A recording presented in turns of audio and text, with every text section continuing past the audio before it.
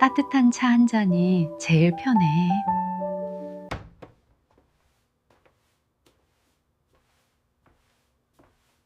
또 깨버렸네. 혹시 잠들기 전에 차를 자주 드시나요? 많어. 네, 마요. 네, 매일 마셔요. 몇 년 전 한 정기 검진에서 저는 꽤 평온한 표정으로 진료실에 들어온 한 노년의 남성을 만났습니다. 그는 특별히 심각한 문제는 없지만 최근 몸에 몇 가지 작은 변화가 있어 조금 궁금해졌을 뿐이라고 말했습니다.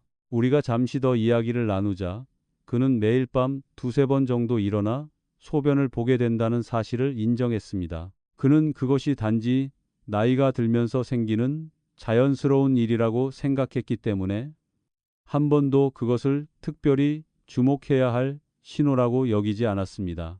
오늘 이야기를 계속하기 전에 만약 노년의 건강에 관한 이런 주제가 관심이 있으시다면 채널을 팔로우하고 구독해 주셔서 다음에 이어질 이야기들을 놓치지 않으시길 바랍니다. 나이가 들면서 몸을 어떻게 돌봐야 하는지 더 깊이 알고 싶으시다면 아래의 숫자 1을 댓글로 남겨주십시오. 저는 항상 그런 반응들을 읽어보면서 많은 분들이 실제로 무엇을 궁금해하고 계신지 더 잘 이해하려고 노력하고 있습니다. 오늘 저는 많은 분들이 자주 놓치고 지나가는 한 가지에 대해 말씀드리고 싶습니다. 그것은 바로 우리 몸의 작은 변화들이 우리가 생각하는 것보다 훨씬 많은 이야기를 해줄 수 있다는 점입니다.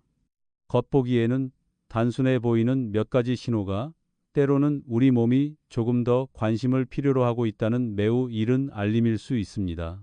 저는 의사입니다. 그리고 수년 동안 노년의 환자분들과 함께 일하면서 이와 비슷한 이야기를 아주 많이 접해왔습니다. 모든 사람이 심한 통증이나 분명한 증상 때문에 병원을 찾는 것은 아닙니다.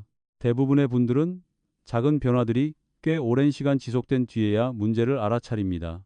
제가 조금 전에 말씀드린 그 남성의 이름은 민수 씨였습니다. 우리가 계속 이야기를 나누자 그는 처음에는 가끔씩만 밤에 잠에서 깼다고 말했습니다. 하지만 시간이 지나면서 그 횟수가 점점 늘어났습니다. 처음에는 매일 밤 한 번이었고 그 다음에는 두 번, 그리고 최근에는 때때로 세 번까지 일어나게 되었다고 했습니다. 그는 여전히 평소처럼 식사를 하고 있었고 매일 아침 산책도 하고 있었으며 자신의 몸이 여전히 꽤 건강하다고 생각하고 있었습니다. 그래서 그는 밤에 일어나 소변을 보는 일이 특별한 의미를 가진다고는 생각하지 않았습니다. 하지만 제가 몇 가지 간단한 질문을 더하자 상황의 그림이 조금씩 더 분명해지기 시작했습니다. 저는 낮 동안 예전보다 더 피곤함을 느끼는지 물었습니다. 그는 고개를 끄덕였습니다. 저는 잠이 예전처럼 깊은지 물었습니다. 그는 최근에는 여러 번 잠에서 깨고 아침이 되면 머리가 약간 무겁게 느껴질 때가 있다고 말했습니다. 이것은 제가 진료실에서 아주 자주 보아온 상황입니다. 많은 사람들은 밤에 일어나 소변을 보는 일이 단지 작은 불편함일 뿐이라고 생각합니다. 그러나 그런 일이 자주 일어나면 수면의 질에 직접적인 영향을 줄 수 있습니다. 그리고 수면이 오랜 시간 동안 계속해서 끊기게 되면 몸은 아주 조용한 방식으로 변하기 시작합니다. 깊은 잠은 단순히 우리를 쉬게 해주는 것만이 아닙니다. 그것은 우리 몸이 매우 중요한 회복 과정을 수행하는 시간입니다. 신경계는 다시 균형을 찾고 호르몬은 조절되며 몸의 여러 자연적인 보호 기전들이 활성화됩니다. 수면이 여러 개의 짧은 구간으로 나뉘게 되면 이러한 과정들이 예전처럼 온전히 이루어지지 못합니다. 그래서 많은 노년의 분들이 낮 동안 피곤함을 느끼기 시작하면서도 그 이유를 명확히 알지 못하는 경우가 있습니다. 단순히 나이가 들었기 때문이라고 생각하지만 때로는 그 원인이 우리가 아직 주의 깊게 살펴보지 않았던 습관이나 작은 변화에 있을 수 있습니다. 민수 씨의 경우 제가 가장 관심을 가졌던 것은 매일 밤 두 번이나 세 번이라는 숫자 자체가 아니었습니다. 더 중요한 것은 그 변화가 언제부터 시작되었는지, 그리고 시간이 지나면서 그것이 어떤 방식으로 진행되어 왔는지였습니다. 노년기에 나타나는 많은 건강 문제들은 갑자기 생기지 않습니다. 그것들은 대개 천천히 한 단계씩 발전합니다. 처음에는 아주 작은 변화일 뿐입니다. 우리가 쉽게 지나쳐 버릴 수 있는 아주 미묘한 신호입니다. 그러나 그런 신호들이 몇 달 혹은 몇 년 동안 반복되면 점점 더 분명한 그림을 만들어내기 시작합니다. 그래서 저는 항상 노년의 환자분들께 몸의 아주 작은 변화에도 주의를 기울이라고 말씀드립니다. 지나치게 걱정할 필요는 없습니다. 하지만 완전히 가볍게 여겨서도 안 됩니다. 조금 더 이른 시기에 우리 몸의 신호에 귀를 기울이면 문제가 심각해지기 전에 생활 습관을 조정할 수 있는 기회가 더 많아지는 경우가 많습니다. 민수 씨와 추가로 검사하고 대화를 나눈 뒤 우리는 그의 몇 가지 일상적인 생활 습관을 함께 살펴보기 시작했습니다. 때로는 생활 속의 아주 작은 변화만으로도 상당한 차이를 만들어낼 수 있기 때문입니다. 저는 하루 동안 물을 마시는 시간에 대해 물었습니다. 저는 저녁 식사에 대해서도 물었고, 저녁 시간에 차나 커피를 마시는 습관에 대해서도 물었습니다. 그리고 그의 신체 활동 수준에 대해서도 물었습니다. 겉보기에는 매우 사소해 보이는 이러한 세부 사항들이 종종 중요한 조각들이 됩니다. 왜냐하면 사람의 몸, 특히 나이가 들수록 하루의 생활 리듬의 변화에 매우 민감하게 반응하기 때문입니다. 어떤 습관이 오랜 세월 동안 매일 반복되기만 해도 그것은 몸이 수분을 조절하는 방식, 호르몬의 조절, 그리고 여러 다른 기능들에 영향을 줄 수 있습니다. 그리고 때로는 우리가 너무도 익숙하게 반복해온 바로 그 습관들이 우리 몸이 보내는 신호의 원인이 되기도 합니다. 우리는 그 신호를 아직 제대로 알아차리지 못했을 뿐입니다. 민수 씨의 이야기는 결코 드문 경우가 아닙니다. 제 진료실에서는 비슷한 경험을 이야기해주는 노년의 분들을 아주 많이 만납니다. 그분들은 통증이 있는 것도 아닙니다. 심각한 증상이 있는 것도 아닙니다. 하지만 몸은 매우 미묘한 방식으로 변하기 시작합니다. 그리고 우리가 잠시 시간을 내어 그런 신호들을 관찰하고 이해하려 한다면 문제가 더 복잡해지기 전에 그 원인을 찾아낼 수 있는 경우가 많습니다. 그날의 대화를 마친 뒤 저는 민수 씨에게 몇 가지 더 구체적인 질문을 계속 이어갔습니다. 이런 질문들은 때때로 환자들을 놀라게 하곤 합니다. 왜냐하면 그들이 생각하는 것처럼 밤에 소변을 보는 문제와 직접적으로 관련되어 보이지 않기 때문입니다. 저는 그의 저녁 식사 습관에 대해 물었습니다. 그는 자신의 저녁 식사가 보통 꽤 늦게 이루어진다고 말했습니다. 대략 저녁 8시 혹은 때로는 밤 9시 가까이였습니다. 식사를 마친 뒤 그는 보통 잠시 텔레비전을 보며 앉아 있었고 그 시간 동안 한 잔이나 두 잔 정도의 차를 마시곤 했습니다.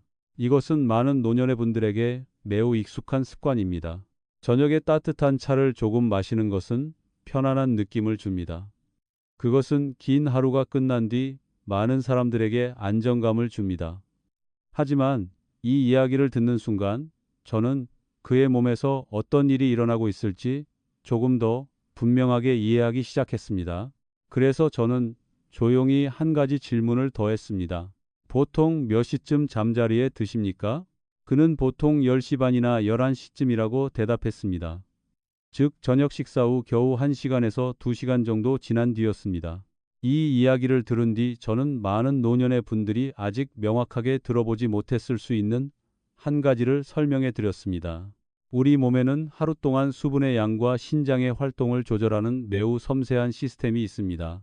낮 동안 우리는 많이 움직이기 때문에 몸은 더 많은 소변을 만들어냅니다. 하지만 밤이 되어 우리가 잠들면 몸은 보통 소변의 양을 줄여서 우리가 길고 끊기지 않는 잠을 잘 수 있도록 도와줍니다.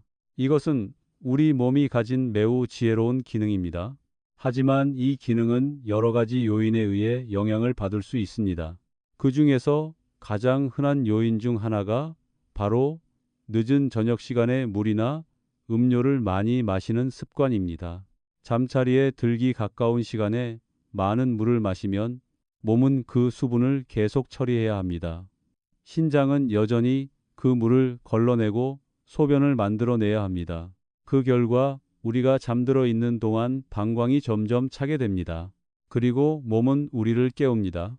저는 이 내용을 민수 씨에게 아주 천천히 설명해 드렸습니다. 그는 잠시 조용히 앉아 있다가 고개를 끄덕였습니다. 그는 이전에는 저녁에 차를 마시는 단순한 습관이 밤에 여러 번 깨는 것과 관련이 있을 수 있다는 생각을 해본 적이 없다고 말했습니다. 하지만 이야기는 거기에서 끝나지 않았습니다. 저는 또 다른 세부적인 점을 계속 물었습니다. 저녁에는 보통 어떤 음식을 드십니까? 그는 자신의 저녁 식사가 보통 꽤 짠 편이라고 말했습니다. 그는 국이나 찌개 같은 음식, 그리고 때로는 김치도 함께 먹는다고 했습니다. 자, 국이나 그것은 많은 가정에서 매우 익숙한 음식들입니다. 하지만 저녁 식사에 포함된 소금의 양이 꽤 많을 경우 몸은 일정 시간 동안 더 많은 수분을 유지하려는 경향이 있습니다. 그 이후 신장은 그 소금의 균형을 맞추기 위해 더 많이 일을 해야 합니다. 이 과정은 몇 시간 뒤 소변의 양이 늘어나게 만들 수 있습니다. 만약 저녁 식사가 꽤 늦게 이루어진다면 이런 과정은 우리가 잠들어 있는 시간과 겹치기 쉽습니다. 그리고 다시 한번 몸은 우리를 깨우게 됩니다. 여기까지 설명을 듣자 민수 씨는 이 문제를 다른 시각에서 보기 시작했습니다. 그는 이전에는 단순히 나이가 들면 밤에 소변을 더 자주 보게 되는 것이라고만 생각했다고 말했습니다. 그는 식습관이나 생활 시간도 그렇게 큰 영향을 줄 수 있다는 사실을 생각해 본 적이 없었다고 했습니다. 이것은 매우 흔한 오해입니다. 많은 사람들은 예순을 넘기면 이런 변화가 피할 수 없는 것이라고 생각합니다. 하지만 실제로 우리 몸은 우리가 매일 어떻게 생활하느냐에 매우 분명하게 반응합니다. 물을 마시는 시간에 작은 변화가 생기거나 저녁 식사에 작은 변화가 생기거나 혹은 잠자리에 드는 시간에 작은 변화가 생겨도 그 모든 것들이 차이를 만들어낼 수 있습니다. 민수 씨의 생활 습관을 더 잘 이해하게 된 뒤 우리는 아주 간단한 몇 가지를 함께 조정해 보기로 했습니다. 저는 그의 생활 방식을 완전히 바꾸라고 요구하지 않았습니다. 저는 단지 몇 가지 작은 시도를 제안했습니다. 첫째, 하루 동안 마시는 물의 대부분을 아침과 오후 시간에 마셔보시라고 했습니다. 둘째, 잠자리에 들기 두세 시간 전에는 차나 다른 음료를 마시는 것을 줄여보시라고 했습니다. 셋째, 가능하다면 저녁 식사를 조금 더 일찍 하고 저녁 식사의 소금 양을 조금 줄여보시라고 했습니다. 이것들은 큰 변화가 아닙니다. 하지만 몸에게는 이런 작은 변화들이 때때로 매우 분명한 차이를 만들어냅니다. 몇 주 뒤 민수 씨는 다시 진료실을 찾았습니다. 그는 가벼운 미소를 지으며 들어왔습니다. 그는 여전히 가끔 밤에 잠에서 깨긴 하지만 횟수가 꽤 줄었다고 말했습니다. 어떤 밤에는 한 번만 일어나고 어떤 밤에는 아침까지 한 번도 깨지 않고 계속 잘 때도 있다고 했습니다. 그리고 더 중요한 것은 그는 아침에 머리가 이전보다 훨씬 가볍게 느껴진다고 말했습니다. 이 이야기는 어떤 기적에 관한 것이 아닙니다. 그저 몸이 어떻게 작동하는지를 조금 더 잘 이해하게 된 결과일 뿐입니다. 그리고 우리가 매일의 작은 습관을 조금씩 조정하면 몸은 종종 매우 긍정적인 방식으로 반응합니다. 하지만 저는 한 가지를 더 말씀드리고 싶습니다. 왜냐하면 밤에 일어나 소변을 보는 일이 항상 단지 물을 마시는 습관이나 식습관과만 관련되는 것은 아니기 때문입니다. 때로는 그것이 우리 몸이 우리에게 보내려고 하는 하나의 신호일 수도 있습니다. 아주 미묘하지만 충분히 귀 기울일 가치가 있는 신호입니다. 밤에 여러 번 일어나 소변을 보게 되는 문제에 대해 이야기할 때 저는 항상 노년의 환자분들께 한 가지를 기억하시라고 말씀드립니다. 그 원인이 항상 늦게 물을 마셨거나 저녁 식사가 너무 작기 때문만은 아니라는 점입니다. 때로는 그것이 우리 몸이 보내는 더 섬세한 신호일 수도 있습니다. 수년 동안 노년의 환자분들과 함께 일하면서 저는 처음에는 이렇게 작은 변화로 시작되는 많은 경우를 보아왔습니다. 한밤중에 몇 번 깨는 일, 예전처럼 깊지 않은 잠, 그리고 많은 분들은 그것이 단지 나이가 들면서 나타나는 자연스러운 변화라고 생각하곤 합니다. 하지만 우리가 조금 더 자세히 살펴보면 이야기가 조금 더 복잡한 경우도 있습니다. 비교적 흔한 원인 중 하나는 시간이 지나면서 방광이 변화하는 것입니다.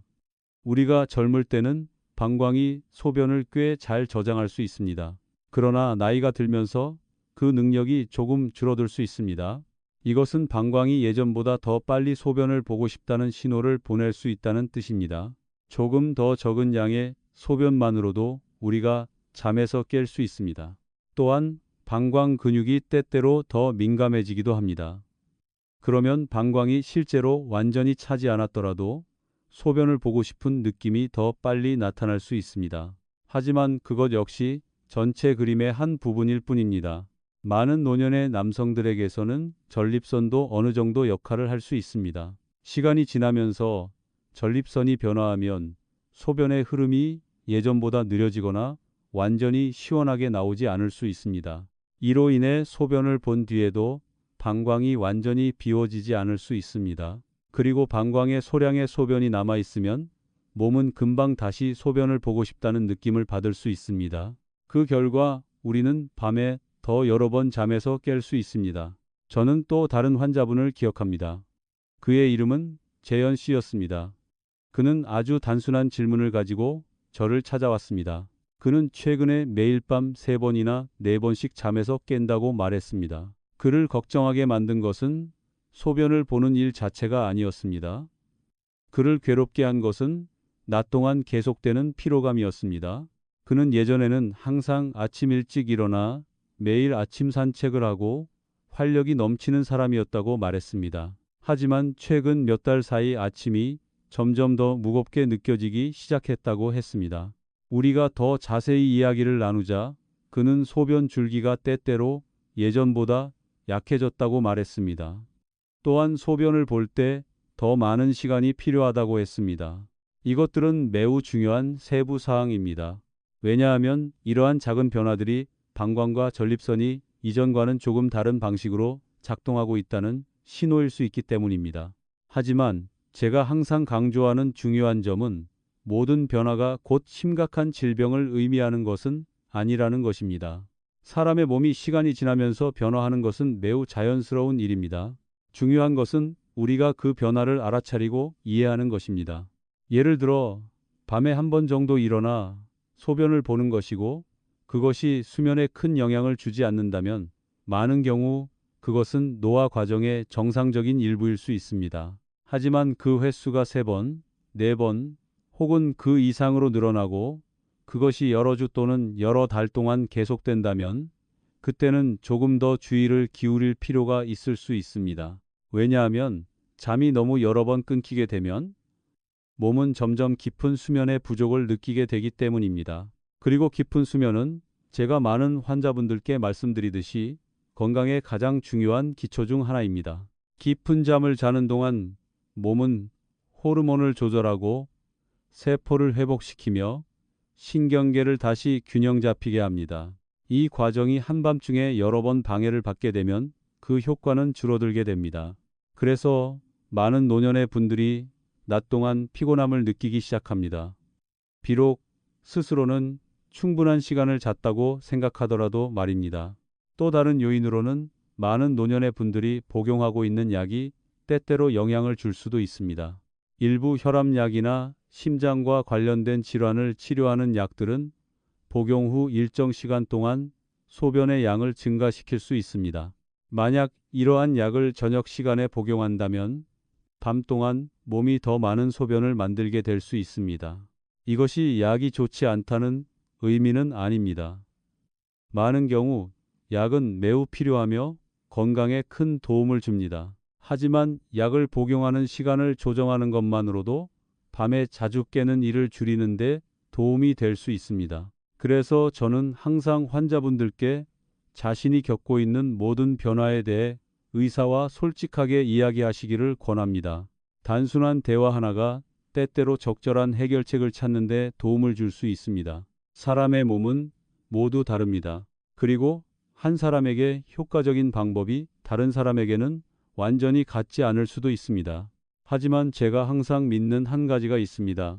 우리가 인내심을 가지고 자신의 몸을 관찰하고 몸이 보내는 신호를 이해하려고 한다면 우리는 종종 삶의 질을 개선할 수 있는 매우 부드러운 방법들을 찾을 수 있습니다. 밤에 일어나 소변을 보는 것처럼 겉보기에는 작은 문제일지라도 말입니다. 왜냐하면 때로는 몸을 조금만 더 잘 이해하는 것만으로도 우리는 훨씬 더 깊이 잠들 수 있기 때문입니다. 제가 환자분들과 이야기를 나누다가 이 부분에 이르면 저는 보통 잠시 그분들을 바라본 뒤 아주 간단한 질문을 하나 합니다. 저는 그분들이 자신의 몸을 천천히 그리고 인내심을 가지고 관찰해 본 적이 있는지 물어봅니다. 대부분의 사람들은 대답하기 전에 잠시 조용해집니다. 왜냐하면 우리의 일상 속에서 우리는 보통 많은 일들을 따라가며 살아가기 때문입니다. 일, 가족, 그리고 여러 가지 책임들, 그리고 나이가 들어서도 많은 분들이 여전히 그 습관을 유지하고 있습니다. 우리는 보통 어떤 문제가 정말로 분명하게 나타났을 때에야 비로소 몸에 주의를 기울입니다. 하지만 사람의 몸은 건강한 상태에서 심각한 문제로 단 하루 만에 넘어가는 경우가 거의 없습니다. 그 전에 이미 많은 작은 신호들이 있었던 경우가 많습니다. 예전보다 더 자주 끊기는 잠, 아침에 느껴지는 약간의 피로감, 한밤중에 몇 번씩 깨어나는 일, 이런 신호들은 때때로 너무 미묘해서 우리가 쉽게 지나쳐 버리기도 합니다. 하지만 그런 신호들이 몇 주 또는 몇 달 동안 반복된다면 사실 몸은 우리에게 어떤 메시지를 보내고 있는 것입니다. 제 진료실에서 저는 이유를 분명히 알지 못한 채 수면의 질이 변하기 시작한 많은 노년의 분들을 만났습니다. 어떤 분들은 그것이 단지 나이 때문이라고 생각합니다. 어떤 분들은 자신의 몸이 약해졌기 때문에 그것을 받아들여야 한다고 생각합니다. 하지만 많은 경우 우리가 함께 일상의 생활 습관을 다시 살펴보면 답은 종종 아주 작은 세부적인 부분에서 나타납니다. 하루 동안 물을 마시는 시간, 저녁 식사를 하는 시간, 음식 속에 소금의 양, 저녁에 차나 커피 또는 다른 음료를 마시는 습관, 하루 동안의 신체 활동량, 이 모든 요소들은 몸이 수분과 호르몬, 그리고 생체 리듬을 조절하는 방식에 영향을 줄 수 있습니다. 우리가 이런 습관들 중 몇 가지 작은 부분을 바꾸기만 해도 몸은 보통 매우 분명한 방식으로 반응합니다. 저는 하루 중 물을 마시는 시간을 조금 더 앞당기는 것만으로도 좋아진 환자분들을 많이 보았습니다. 어떤 분들은 저녁 식사에 소금량을 줄였습니다. 어떤 분들은 오후에 가벼운 산책을 시작했습니다. 그리고 짧은 시간이 지나자 그분들의 잠은 점점 더 깊어지기 시작했습니다. 밤에 깨는 횟수도 줄어들었습니다. 아침에는 머리가 훨씬 가볍게 느껴졌습니다. 이것은 결코 복잡한 일이 아닙니다. 그저 몸이 올바른 방식으로 도움을 받았기 때문에 나타난 결과일 뿐입니다. 저는 종종 노년의 환자분들께 건강을 돌보는 일은 몸과 싸우는 일이 아니라고 말씀드립니다. 그것은 마치 하나의 대화와 같습니다. 몸은 작은 신호들을 보냅니다. 그리고 우리의 역할은 그 신호에 귀를 기울이는 것입니다. 우리가 충분히 이른 시기에 그 신호를 듣는다면 문제가 심각해지기 전에 많은 것들을 조정할 수 있습니다. 그리고 때로는 변화가 아주 단순한 것에서 시작되기도 합니다. 물을 조금 더 이른 시간에 마시는 것, 저녁 식사를 조금 더 가볍게 하는 것, 몸이 매일 규칙적으로 움직이도록 하는 것, 조금 더 규칙적인 시간에 잠자리에 드는 것, 이렇게 아주 작은 것처럼 보이는 변화들이 몸이 작동하는 방식에 큰 차이를 만들어낼 수 있습니다. 저는 민수 씨가 마지막으로 제 진료실을 다시 찾아왔을 때를 아직도 기억합니다. 그는 이제 밤에 깨어나는 일에 대해 더 이상 걱정하지 않는다고 말했습니다. 왜냐하면 그는 자신의 몸을 더 잘 이해하게 되었기 때문입니다. 어떤 밤에는 아주 깊이 잠을 잡니다. 어떤 밤에는 여전히 한 번 정도 깨어나기도 합니다. 하지만 중요한 것은 그의 몸이 이전보다 더 안정적으로 느껴진다는 점이었습니다. 아침에 그는 훨씬 더 가볍고 편안한 느낌으로 하루를 시작한다고 말했습니다. 그것이 바로 제가 모든 노년의 환자분들께 바라는 것입니다. 완벽한 몸이 아니라 이해되고 올바르게 돌봄을 받는 몸입니다. 오늘의 이야기가 여러분께서 자신의 몸에 나타나는 작은 변화들을 다시 생각해 보는 계기가 되었다면 잠시 시간을 내어 그것들을 관찰해 보시기 바랍니다. 때로는 조금만 더 주의를 기울이는 것만으로도 우리는 일상 속의 많은 것들을 개선할 수 있습니다. 그리고 이러한 이야기들이 나이가 들어가는 과정에서의 건강에 대해 새로운 시각을 드렸다면 영상의 좋아요를 눌러주시고 채널을 구독해 주십시오. 여러분의 응원은 저희가 앞으로도 더 많은 이야기와 유익한 경험을 나누며 모든 분들이 앞으로의 시간 속에서 더 건강하고 평온하게 살아갈 수 있도록 돕는 힘이 됩니다. 많은 노년의 환자분들과 밤에 잠에서 깨는 문제에 대해 이야기를 나누다 보면 저는 또 하나의 매우 중요한 요소가 있다는 것을 자주 깨닫게 됩니다. 하지만 이 요소는 의외로 자주 언급되지 않습니다. 그것은 바로 나이가 들면서 우리 몸의 생체 리듬에 따라 몸이 변화하는 방식입니다. 많은 사람들은 몸이 평생 동안 같은 방식으로 작동한다고 생각합니다. 그러나 실제로는 시간이 지나면서 몸 안의 여러 조절 메커니즘들도 점차 변화합니다. 그중 하나는 밤의 소변의 양을 조절하는 호르몬과 관련된 변화입니다. 우리가 젊었을 때는 몸이 잠을 자는 동안 소변의 양을 줄여주는 호르몬을 보통 충분히 만들어냅니다. 이 덕분에 방광이 빠르게 차지 않게 되고 우리는 여러 시간 동안 계속해서 잠을 잘 수 있습니다. 하지만 나이가 들면서 이 메커니즘이 예전처럼 강하게 작동하지 않는 경우가 있습니다. 이것은 몸이 밤에도 낮과 거의 비슷한 속도로 소변을 계속 만들어낼 수 있다는 뜻입니다. 그리고 이런 일이 일어나면 우리가 잠을 자고 있는 동안 방광이 더 빨리 차게 됩니다. 그 결과 우리는 잠에서 깨어나게 됩니다. 저는 상호 씨라는 또 다른 환자분을 만난 적이 있습니다. 그는 자신의 건강을 매우 신중하게 관리하는 분이었습니다. 그는 규칙적으로 식사를 하고 매일 걷기를 했으며 정기 건강 검진도 거의 빠뜨리지 않았습니다. 그런데도 그는 한 가지 문제 때문에 꽤 당황하고 있었습니다. 그는 저녁에 물을 많이 마시지 않는데도 매일 밤 2번이나 3번씩 잠에서 깬다고 말했습니다. 우리가 함께 그의 생활 습관을 다시 살펴보았을 때 거의 특별히 이상한 점은 없었습니다. 그는 저녁을 일찍 먹었습니다. 그는 저녁에 차나 커피를 마시지 않았습니다.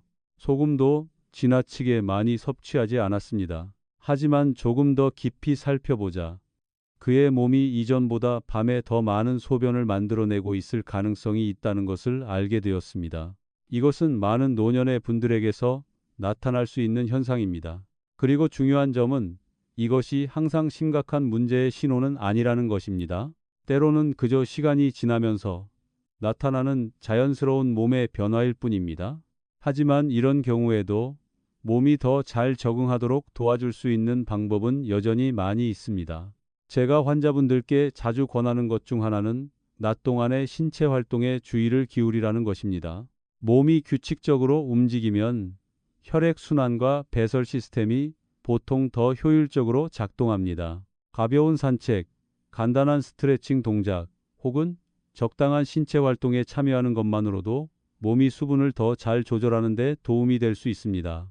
또한 낮 동안의 움직임은 밤의 수면의 질을 향상시키는 데에도 도움을 줍니다. 적절하게 움직인 몸은 더 쉽게 깊은 잠에 들어갈 수 있습니다. 그리고 잠이 더 깊어지면 몸 안의 여러 시스템도 더 잘 균형을 이루게 됩니다. 또 하나 때때로 간과되는 요소는 빛입니다. 사람의 몸에는 자연스러운 생체 시계가 있으며 빛은 그 시계를 조절하는 데 매우 중요한 역할을 합니다. 낮 동안 자연광에 노출되면 몸은 생체 리듬에 대한 분명한 신호를 받게 됩니다. 이것은 몸이 활동 시간과 휴식 시간을 더 분명하게 구분하도록 도와줍니다. 그리고 생체 리듬이 잘 조절되면 밤의 수면도 보통 더 안정적이 됩니다. 그래서 저는 환자분들께 아침이나 오후에 밖에 나가 자연광을 받는 시간을 가지라고 자주 권합니다. 하루에 약 20분에서 30분 정도만 야외에서 걷는 것만으로도 상당한 도움이 될 수 있습니다. 또한 저는 저녁 시간에 화면에서 나오는 강한 빛을 줄이도록 권합니다. 휴대전화나 텔레비전에서 나오는 빛은 때때로 뇌가 아직 낮이라고 착각하게 만들 수 있으며 이것은 잠을 준비하는 과정을 늦출 수 있습니다. 이와 같은 작은 변화들은 많은 사람들이 생각하는 것보다 훨씬 큰 효과를 가져오기도 합니다. 상호 씨의 경우에도 낮 동안의 활동 시간을 늘리고 잠들기 전 전자기기 사용을 줄이는 몇 가지 작은 습관을 조정한 뒤 그의 수면은 점차 좋아지기 시작했습니다. 밤에 깨는 일이 완전히 사라지지는 않았습니다. 하지만 그 횟수는 눈에 띄게 줄어들었습니다. 그리고 더 중요한 것은 그의 잠이 훨씬 더 깊어졌다는 점이었습니다. 아침에 그는 이전보다 더 맑고 또렷한 상태로 일어날 수 있었다고 말했습니다. 이것은 제가 많은 경우에서 자주 보게 되는 모습입니다. 우리가 몸이 어떻게 작동하는지를 조금 더 이해하게 되면 몸이 더 조화롭게 작동하도록 돕기 위해 작은 부분들을 조정할 수 있게 됩니다. 복잡한 방법이 필요한 것은 아닙니다. 아주 큰 변화가 필요한 것도 아닙니다. 조금의 인내심, 조금의 관찰, 그리고 일상의 습관 속에서 몇 가지 부드러운 조정만 있으면 됩니다. 그리고 때로는 바로 그런 아주 작은 변화들이 우리가 훨씬 더 평온한 잠을 되찾는 데 도움을 주기도 합니다. 제가 노년의 환자분들과 수면과 밤의 잠에서 깨는 문제에 대해 이야기할 때 저는 항상 한 가지를 말씀드립니다. 사람의 몸은 단 하나의 버튼으로 작동하는 단순한 기계가 아니라는 것입니다. 그것은 여러 가지 작은 요소들이 서로 영향을 주고받는 매우 섬세한 시스템과 같습니다. 어떤 경우에는 한 사람이 저녁에 물을 마시는 습관만 조금 바꾸어도 수면이 분명히 좋아지기도 합니다. 하지만 어떤 경우에는 문제가 여러 가지 요소가 동시에 작용하는 것과 관련되어 있기도 합니다. 그중 하나의 요소는 많은 노년의 분들이 스스로 알아차리지 못하는 조용한 긴장 상태입니다. 많은 환자분들은 자신이 전혀 스트레스를 느끼지 않는다고 말합니다. 이미 은퇴를 했고 예전처럼 일의 압박도 없기 때문에 마음이 꽤 평온하다고 생각합니다. 하지만 우리가 더 깊이 이야기를 나누다 보면 몸은 여전히 아주 작은 걱정들을 안고 있는 경우가 있다는 것을 저는 종종 발견합니다. 그것은 건강에 대한 걱정일 수도 있습니다. 자녀나 가족에 대한 생각일 수도 있습니다. 혹은 밤이 되면 반복적으로 떠오르는 여러 가지 생각일 수도 있습니다. 저녁 시간에도 뇌가 계속 활발하게 작동하고 있으면 신경계는 평소보다 더 높은 경계 상태를 유지할 수 있습니다.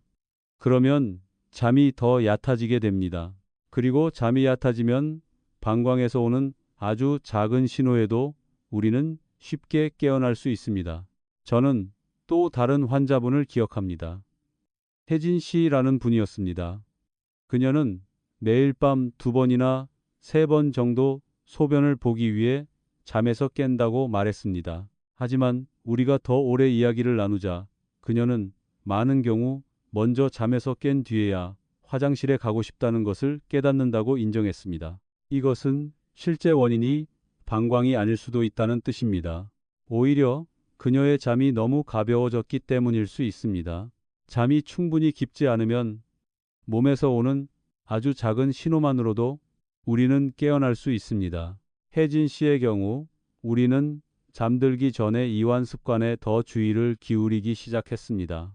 저는 잠자리에 들기 전에 짧은 시간을 내어 아주 간단한 일들을 해보라고 권했습니다. 몇 페이지의 책을 읽는 것, 잔잔한 음악을 듣는 것, 혹은 그저 조용히 앉아서 천천히 숨을 쉬는 것.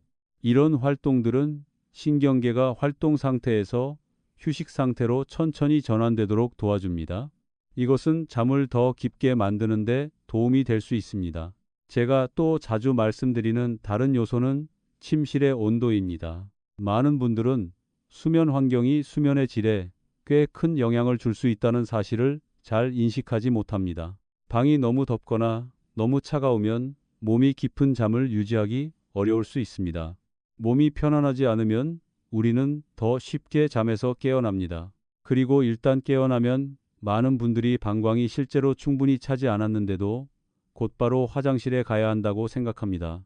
이렇게 되면 밤에 깨어나는 습관이 점점 하나의 반복되는 패턴이 되기도 합니다. 우리는 잠에서 깹니다. 화장실에 갑니다. 그리고 몸은 그 시간에 깨어나는 것에 점점 익숙해집니다. 그러면 다음 밤에도 몸은 같은 주기를 반복할 수 있습니다. 하지만 우리가 수면 환경을 개선하고 잠을 더 깊게 만들 수 있다면 이런 반복은 때때로 끊어질 수 있습니다. 조용한 방, 편안한 온도, 부드러운 조명, 이처럼 아주 단순해 보이는 것들이 실제로는 상당한 차이를 만들어낼 수 있습니다. 많은 경우 잠이 조금만 더 깊어져도 밤에 깨는 횟수는 줄어듭니다. 저는 항상 환자분들께 사람의 몸은 매우 뛰어난 적응 능력을 가지고 있다고 말씀드립니다. 우리가 적절한 환경을 만들어주면 몸은 스스로 균형을 다시 찾아가려고 합니다. 중요한 것은 우리가 모든 문제를 처음부터 바꿀 수 없는 것이라고 서둘러 결론 내리지 않는 것입니다. 몸의 많은 작은 변화들은 우리가 일상의 습관을 조정할 때 개선될 수 있습니다. 우리가 몸을 관찰할 시간을 가지고 작은 변화를 인내심 있게 시도하기만 한다면 충분합니다. 수면은 건강의 많은 다른 부분들과 마찬가지로 우리가 매일 어떻게 살아가는지를 반영합니다. 그리고 우리가 몸을 부드럽고 꾸준하게 돌볼 때 몸은 보통 긍정적인 신호로 답해줍니다. 밤에 잠에서 깨어나는 것처럼 겉보기에는 아주 작은 문제에서도 마찬가지입니다. 제가 환자분들과의 대화가 이 부분에 이르면 저는 보통 잠시 멈춘 뒤 그분들께 한 가지 매우 중요한 이야기를 드립니다. 밤에 잠에서 깨어나는 일은 때때로 단지 방광이나 신장의 문제만이 아닐 수 있습니다. 그것은 하루 동안 몸 전체가 어떻게 작동하고 있는지와도 관련이 있습니다. 많은 노년의 분들께는 매우 익숙한 생활 습관이 하나 있습니다. 낮 동안 예전보다 활동량이 줄어드는 것입니다. 건강 때문이기도 하고 삶의 속도가 느려졌기 때문이기도 합니다. 많은 분들이 집 안에 앉아 텔레비전을 보거나 신문을 읽거나 이야기를 나누며 시간을 보냅니다. 그것이 잘못된 것은 아닙니다. 하지만 사람의 몸은 움직이도록 만들어져 있습니다. 몸이 덜 움직이면 혈액순환도 더 느려집니다. 몸속의 체액이 하루 동안 다리나 몸의 아래쪽 부분에 축적될 수 있습니다. 이런 현상은 우리가 오래 앉아 있거나 오래 서 있으면서 많이 움직이지 않을 때 특히 쉽게 나타납니다. 저녁이 되어 우리가 누워 쉬게 되면 이러한 체액들은 다시 몸 안에서 재분배되기 시작합니다. 그때 신장은 이 체액을 걸러 소변을 만들어냅니다. 그리고 이것이 어떤 분들이 밤에 여러 번 잠에서 깨는 이유 중 하나가 되기도 합니다. 이 이야기는 많은 분들에게 꽤 놀랍게 들릴 수 있습니다. 많은 분들은 밤에 소변을 보는 일이 단지 물을 마신 것과만 관련이 있다고 생각합니다. 하지만 실제로 사람의 몸은 서로 긴밀하게 연결된 하나의 시스템입니다. 낮 동안 일어나는 일들이 밤에 직접적인 영향을 줄 수 있습니다. 저는 경호 씨라는 한 노년의 환자분을 기억합니다. 그는 예전에 건설 분야에서 일을 했기 때문에 신체 활동에 매우 익숙한 사람이었습니다. 하지만 은퇴한 뒤 그의 삶은 훨씬 조용해졌습니다. 그는 대부분의 시간을 집 안에서 보내게 되었습니다. 그는 예전에는 잠을 매우 깊이 잤다고 말했습니다. 하지만 최근 몇 년 사이 그는 매일 밤 2번이나 3번 정도 소변을 보기 위해 잠에서 깨어나기 시작했습니다. 그 때문에 아침마다 피로를 느끼게 되었다고 했습니다. 우리가 이야기를 나누면서 저는 그가 예전만큼 움직이지 않는다는 것을 알게 되었습니다. 그는 어떤 날에는 하루 종일 집 안에서만 조금 걸어 다니는 정도라고 말했습니다. 그래서 우리는 아주 간단한 변화를 하나 시도해 보기로 했습니다. 저는 그에게 매일 오후 가볍게 산책을 시작해 보라고 권했습니다. 빠르게 걸을 필요도 없고 멀리 갈 필요도 없습니다. 그저 하루에 약 20분에서 30분 정도 천천히 야외에서 걸으면 된다고 말했습니다. 또한 저는 오후에 앉아 쉴 때 가끔 다리를 펴거나 조금 들어 올리는 동작을 해보라고도 권했습니다. 이런 것들은 매우 사소하게 들릴 수 있습니다. 하지만 몇 주 뒤 그는 다시 찾아와 밤에 깨는 횟수가 줄어들었다고 말했습니다. 그는 가끔 한 번 정도 깨기는 하지만 그 그 이상은 드물다고 했습니다. 그리고 무엇보다도 그의 잠이 이전보다 훨씬 깊어졌다고 말했습니다. 이 이야기는 작은 변화에 대해 몸이 어떻게 반응하는지를 보여주는 매우 전형적인 사례입니다. 노년의 분들에게서 또 하나 자주 나타나는 요소는 저녁 시간에 느끼는 갈증입니다. 긴 하루가 지나면 많은 분들이 잠자리에 들기 전에 짧은 시간 동안 물을 많이 마시는 경향이 있습니다. 이것은 충분히 이해할 수 있는 일입니다. 하지만 하루 동안 마시는 물의 대부분이 저녁에 집중된다면 우리가 잠들어 있는 동안 방광이 그 물을 처리해야 합니다. 그래서 저는 환자분들께 하루 동안 물을 마시는 양을 좀 더 고르게 나누어 보라고 권합니다. 아침과 점심시간에 물을 더 많이 마시고 저녁이 가까워질수록 물의 양을 조금씩 줄이는 것입니다. 이렇게 하면 우리가 잠자리에 들기 전에 몸이 물을 처리할 충분한 시간을 가질 수 있습니다. 또한 저는 방광을 자극할 수 있는 음료에도 주의를 기울이라고 말씀드립니다. 커피, 진한 차 혹은 일부 음료들은 방광의 활동을 더 활발하게 만들 수 있습니다.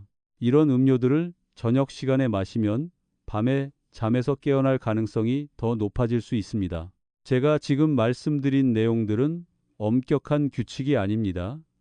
사람마다 몸도 다르고 생활 방식도 다릅니다.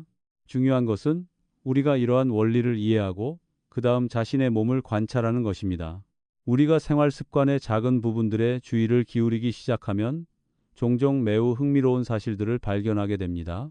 물을 마시는 시간의 작은 변화, 하루 동안 조금 더 늘어난 움직임, 더 잘 준비된 수면, 이 모든 것들이 몸이 더 조화롭게 작동하도록 돕는 데 기여할 수 있습니다. 그리고 몸이 조화롭게 작동하게 되면 밤에 잠에서 깨어나는 것과 같은 작은 문제들도 점차 줄어들 수 있습니다. 이런 변화는 하루 만에 일어나지는 않습니다. 하지만 인내심을 가지고 몸을 관찰하다 보면 몸은 보통 스스로의 균형을 다시 찾아가게 됩니다. 제가 노년의 환자분들과 밤에 잠에서 깨어나는 문제에 대해 계속 이야기를 나누다 보면 저는 항상 그분들께 꼭 이해하시기를 바라는 한 가지가 있습니다. 사람의 몸, 특히 나이가 들수록 일상의 습관이 얼마나 규칙적인지에 매우 민감하게 반응한다는 점입니다. 많은 분들은 식사를 비교적 건강하게 하기만 하면 충분하다고 생각합니다. 하지만 실제로 몸은 우리가 언제 먹고, 언제 마시고, 언제 쉬고, 언제 움직이는지도 함께 중요하게 여깁니다. 몸의 생체 리듬은 매우 섬세한 시계와도 같습니다. 일상의 습관들이 비교적 일정한 시간에 반복되면 몸은 보통 더 원활하게 작동하는 경향이 있습니다. 반대로 생활 시간이 불규칙하게 바뀌면 몸 안의 여러 시스템들도 점차 안정성을 잃게 됩니다.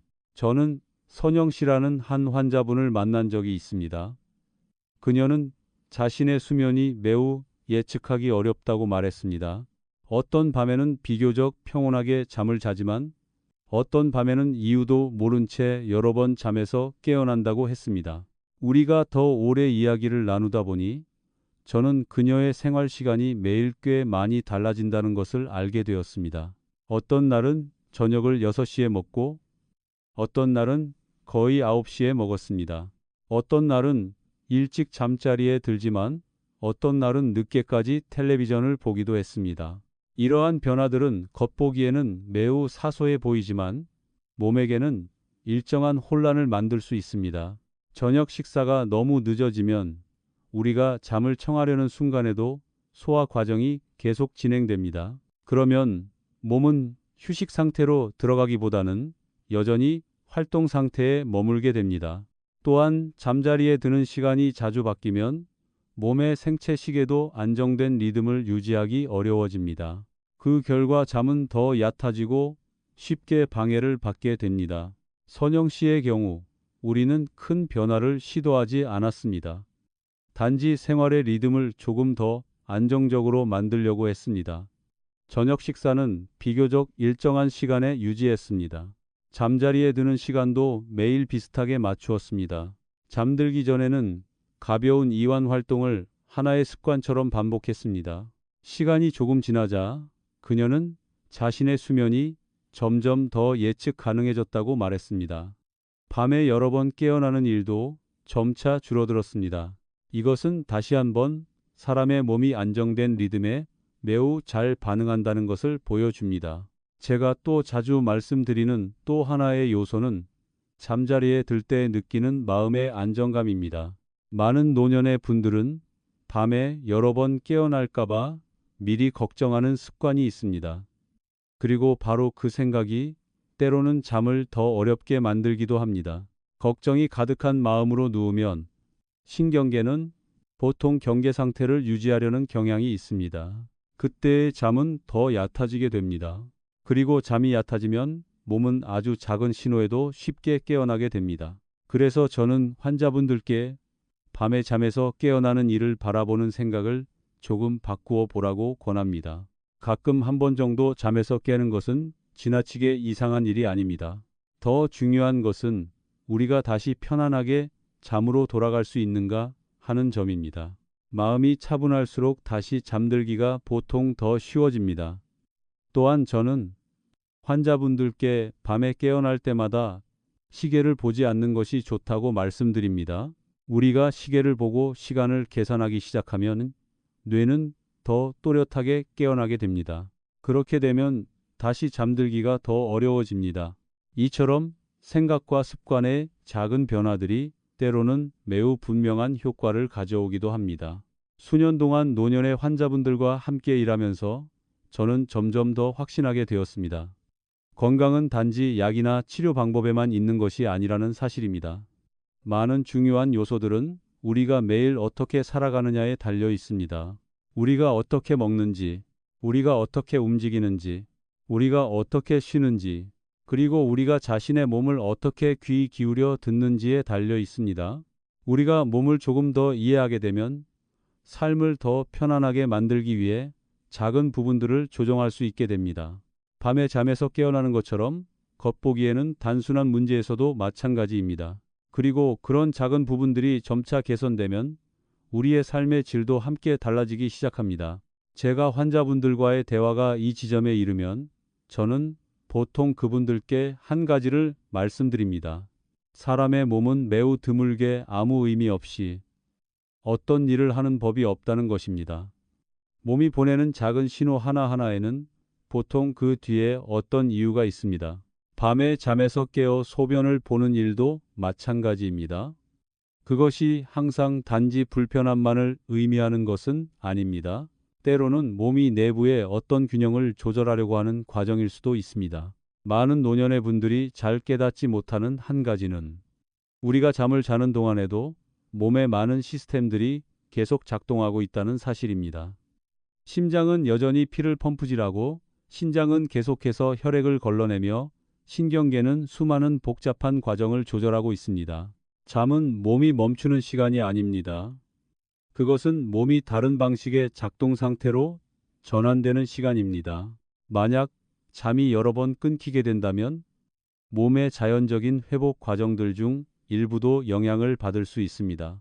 그래서 저는 환자분들과 밤에 잠에서 깨어나는 문제를 이야기할 때 단순히 그들이 몇 번 소변을 보는지만을 중요하게 생각하지 않습니다. 저는 그들의 전체적인 수면의 질에 더 큰 관심을 가집니다. 어떤 분은 한 번만 잠에서 깨지만 다시 잠들기가 매우 어렵습니다. 어떤 분은 두 번 깨더라도 금방 다시 잠이 듭니다. 이 두 경우는 아침에 완전히 다른 느낌을 남길 수 있습니다. 제가 항상 환자분들께 이해하시기를 바라는 것은 우리가 반드시 완벽한 수면을 추구할 필요는 없다는 점입니다. 더 중요한 것은 우리의 잠이 충분히 깊고 회복을 도와주는가 하는 것입니다. 아침에 일어났을 때 몸이 가볍게 느껴진다면 그것은 보통 좋은 신호입니다. 하지만 매일 아침 피로한 느낌으로 하루를 시작한다면 그때는 우리의 생활 습관을 다시 살펴볼 필요가 있을 수 있습니다. 저는 대연 씨라는 한 환자분을 만난 적이 있습니다. 그는 수면을 개선하기 위해 많은 방법을 시도해 보았다고 말했습니다. 그는 저녁 식사를 바꾸었고 저녁에 물을 마시는 양을 줄였으며 심지어 몇 가지 허브차도 시도해 보았습니다. 하지만 그를 가장 놀라게 한 변화는 매우 단순한 것이었습니다. 그는 잠자리에 들기 전 매일 밤 약 15분 정도 조용히 앉아 천천히 호흡하는 시간을 갖기 시작했습니다. 그는 처음에는 그것이 꽤 어색하게 느껴졌다고 말했습니다. 하지만 시간이 지나면서 침대에 누울 때 마음이 훨씬 더 차분해진다는 것을 깨달았습니다. 잠은 더 부드럽게 찾아왔습니다. 그리고 밤에 깨어나는 횟수도 점점 줄어들었습니다. 이것은 때로는 정신적인 요소가 우리가 생각하는 것보다 몸에 더 큰 영향을 줄 수 있다는 사실을 보여줍니다. 긴장된 마음은 몸을 계속 경계 상태에 머물게 할 수 있습니다. 반대로 편안한 마음은 몸이 더 깊은 휴식 상태로 들어가도록 도와줍니다. 수년 동안 노년의 분들과 함께 일하면서 저는 한 가지를 깨닫게 되었습니다. 건강은 거의 언제나 단 하나의 요소에 의해 결정되는 것이 아니라는 사실입니다. 대개 그것은 여러 가지 작은 습관들이 함께 작용한 결과입니다. 우리가 어떻게 먹는지, 우리가 어떻게 물을 마시는지, 우리가 어떻게 움직이는지, 우리가 어떻게 쉬는지, 그리고 우리가 어떻게 생각하는지까지도 포함됩니다. 이 모든 것들이 함께 모여 우리 몸이 매일 어떻게 작동하는지를 만들어냅니다. 우리가 몇 가지 작은 습관을 긍정적인 방향으로 바꾸기 시작하면 몸은 보통 매우 분명하게 반응합니다. 바로 즉시 나타나지 않을 수도 있습니다. 하지만 시간이 지나면서 차이는 점점 드러나게 됩니다. 더 깊어진 잠, 더 적어진 밤중의 각성, 더 가벼워진 아침의 시작. 이런 변화들은 작지만 삶의 질에 매우 큰 의미를 가집니다. 그리고 우리가 뒤돌아보면 건강을 개선하는 여정은 결코 거대한 변화에서 시작되지 않았다는 것을 깨닫게 됩니다. 그것은 보통 자신의 몸에 귀 기울이는 인내심에서 시작됩니다. 제가 환자분들과의 대화가 마지막에 이르면 저는 보통 그분들께 아주 간단한 한 가지를 말씀드립니다. 사람의 몸은 우리가 완벽하기를 요구하지 않습니다. 단지 우리가 몸에 주의를 기울이고 꾸준히 돌보기를 바랄 뿐입니다. 수년 동안 노년의 분들과 함께 일하면서 저는 한 가지를 깨닫게 되었습니다. 건강은 거의 언제나 단 한 번의 큰 변화로 결정되는 것이 아닙니다. 대부분의 경우 건강은 매일 반복되는 작은 습관들로 만들어집니다. 좋은 잠은 언제나 어떤 특별한 방법에서 오는 것이 아닙니다. 많은 경우 그것은 우리가 자신의 몸을 조금 더 이해하는 데서 시작됩니다. 너무 늦은 저녁 식사는 우리가 쉬고자 할 때에도 몸이 계속 일을 하게 만들 수 있다는 것을 이해하는 것. 잠자리에 들기 직전에 많은 물을 마시면 방광이 더 빨리 차게 될 수 있다는 것을 이해하는 것. 하루 동안 활동이 적으면 몸이 수분을 처리하는 방식에도 영향을 줄 수 있다는 것을 이해하는 것. 그리고 저녁에 마음이 너무 분주하면 잠이 더 얕아질 수 있다는 것을 이해하는 것입니다. 이 모든 이야기를 다시 돌아보면 밤에 잠에서 깨어 소변을 보는 일은 언제나 하나의 문제만으로 설명되는 것이 아닙니다. 그것은 보통 여러 가지 작은 요소들이 함께 작용한 결과입니다. 조금의 식습관, 조금의 생활 리듬, 그리고 시간이 지나면서 나타나는 몸의 변화. 하지만 다행스러운 점은 이러한 요소들 중 많은 부분이 조정될 수 있다는 것입니다. 우리는 하루 중 조금 더 이른 시간에 물을 마실 수 있습니다. 저녁 식사를 조금 더 가볍게 할 수 있습니다. 낮 동안 조금 더 몸을 움직일 수 있습니다.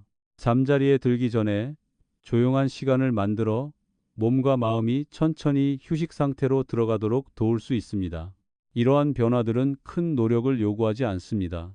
하지만 꾸준히 이어지면 몸이 자연스러운 균형을 다시 찾는 데 도움을 줄 수 있습니다.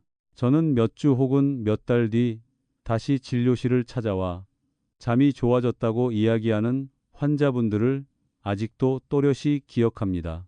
그분들이 어떤 복잡한 방법을 사용했기 때문이 아닙니다. 그저 몸이 보내는 작은 신호들에 조금 더 주의를 기울이기 시작했을 뿐입니다. 그리고 우리가 그런 방식으로 자신의 몸에 귀를 기울이기 시작하면 많은 것들이 달라질 수 있습니다. 잠은 더 깊어집니다. 아침은 더 가벼워집니다. 그리고 일상생활도 훨씬 더 편안해집니다. 만약 여러분께서 밤에 잠에서 깨는 것과 같은 작은 변화를 경험하고 계신다면 너무 걱정하지 마십시오. 우선 자신의 몸을 인내심 있게 관찰하는 것부터 시작해 보십시오. 매일의 생활 습관에 주의를 기울이십시오. 그리고 몇 가지 작은 변화를 시도해 보십시오. 우리의 몸은 그런 변화에 보통 매우 긍정적으로 반응합니다. 그리고 오늘의 이야기가 여러분께서 자신의 몸을 조금 더 이해하는데 도움이 되었다면 저는 그것만으로도 매우 기쁩니다. 끝까지 시간을 내어 들어주셔서 감사합니다. 이 이야기가 도움이 되셨다면 영상의 좋아요를 눌러주시고 채널을 구독해 주셔서 앞으로도 노년의 건강을 위한 다양한 이야기와 경험을 계속 받아보시기 바랍니다. 여러분의 응원은 저희가 앞으로도 더 많은 유익한 정보를 나누고 모든 분들이 자신의 몸을 더 잘 돌보며 매일 더 건강하게 살아가도록 돕는 큰 힘이 됩니다.